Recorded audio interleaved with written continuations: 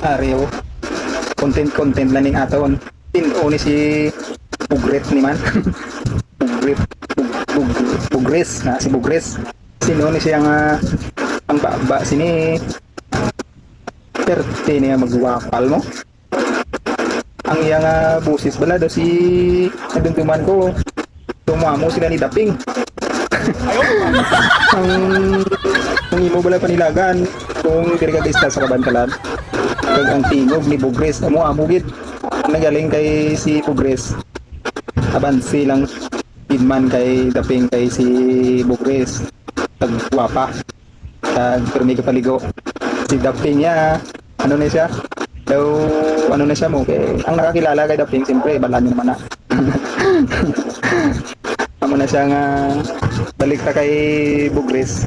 Ikaw Bugres kung ang imo nga ginapang panat ang imo istorya pili ka gidya manilag-nilag sa iban nga tawo problema sa iban imo ya ginahilabtan pwede hagan-haganan mo ng baba mo kay ang imo ya ginapang bira base balikan ka kag amo nang makapalukot sa imo sa prisuan.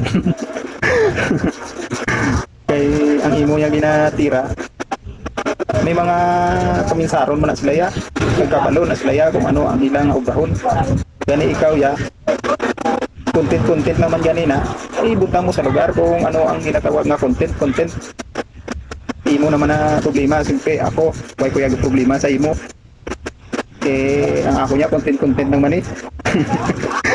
Ayun. Si Daping na ya ang baba si ni Daping ano na siya nang daw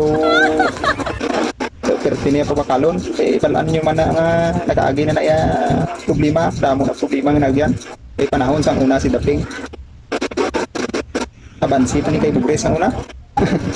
Tapos kung ang bana ni Bugres kano kasi kano ang yabana eh si Daping sa una kano man ang yabana guwapa man na sa una amo na damo man na bata